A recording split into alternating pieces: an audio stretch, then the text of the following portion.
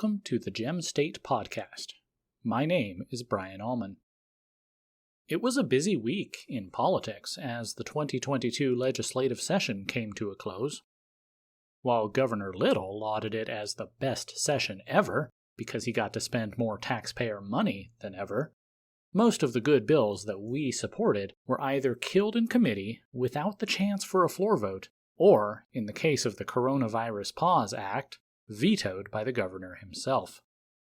In issuing his veto, Governor Little appealed to classic Republican shibboleths. Quote, "I have been consistent in stating my belief that businesses should be left to make decisions about the management of their operations and employees with limited interference from government." End quote. Yet this is the same governor who shut down your mom-and-pop business in 2020, making it illegal for you to go to work. This is the same governor who has signed off on millions upon millions of dollars in subsidies for the very businesses he refuses to oversee. This is the same governor that has allowed a $50 million tax break so Facebook can build a data center in Kuna. Governor Little is using Republican principles to cover for the fact that he is a bought and paid-for lackey of big business lobbies like IACI, the Idaho Association of Commerce and Industry. Regular reader Elaine Ambrose commented on this morning's newsletter with some interesting information. Apparently, this very week, Little's campaign received $30,000 from members of a holding company in Colorado who possibly have stakes in big healthcare firms in Idaho.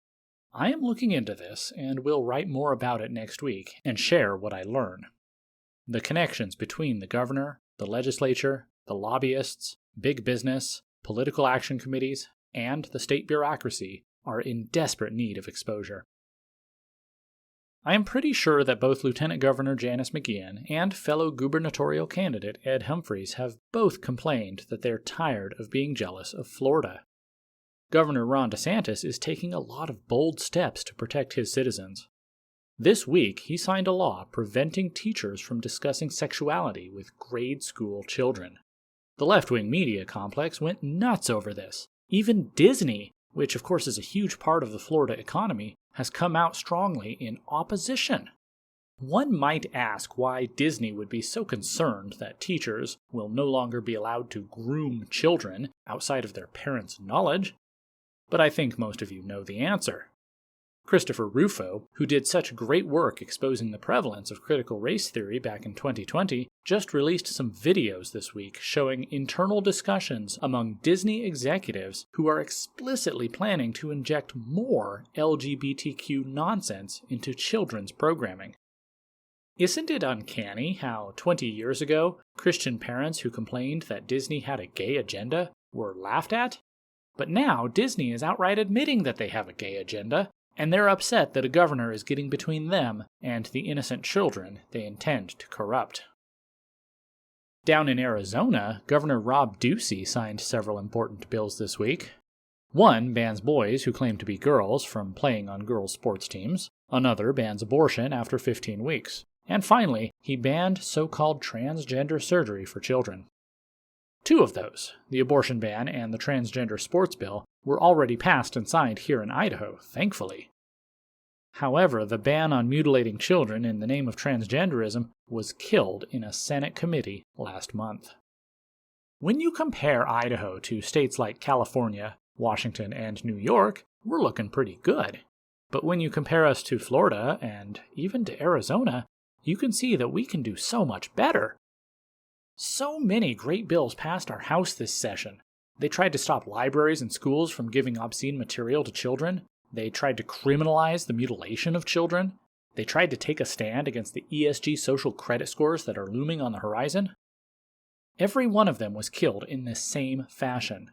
After passing the House, they were sent to the Senate, where they were promptly handed to State Affairs Committee Chairwoman Patty Ann Lodge, who threw them in the trash. I have been railing on this issue for months now, so I probably sound like a broken record. But something must be done to stop committee chairs from killing legislation without a vote. Who made these men and women, our kings and queens, able to unilaterally decide what's allowed to the floor? These chairs are appointed by the leadership, the Speaker of the House and the President pro tem of the Senate. And then they do their leader's bidding by preventing senators from having to commit to saying yay or nay.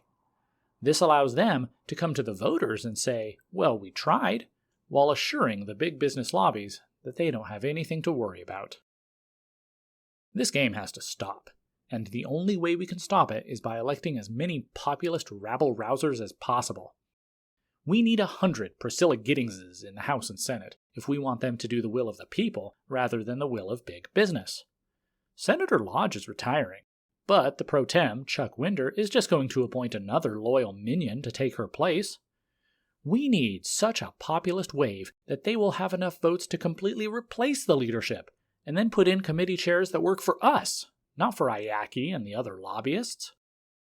Big business counts on Republicans who are so old and out of touch that they will do anything they want.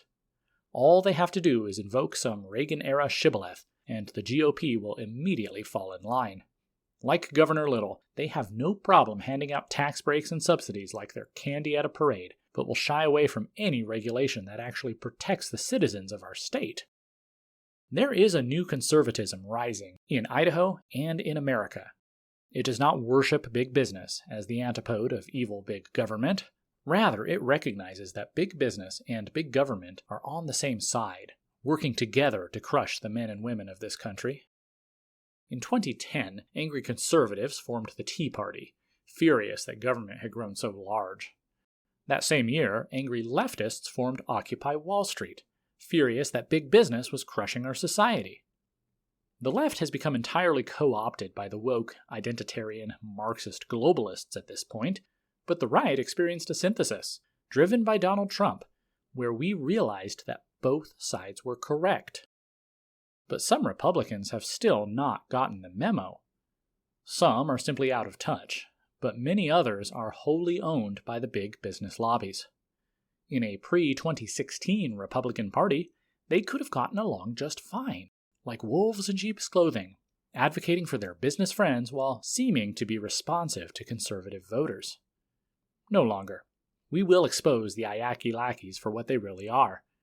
They're not in Boise to represent us, but to keep us placated while their big business friends loot this state of money and resources. Ultimately, it is up to us to effect political change. We can't just sit back and wait for someone else to do it for us. Get involved in a campaign and help elect some new blood who will not be beholden to the leadership or the lobbies. Vote out the career politicians who've been serving in the Capitol since the last century. If you're listening to my voice, then you're already plugged in. I'm preaching to the choir. But you need to take this message to the people who are not plugged in. Talk to your friends, your family, your neighbors, your church, your community. Only then can we fix this broken system and return power to the people.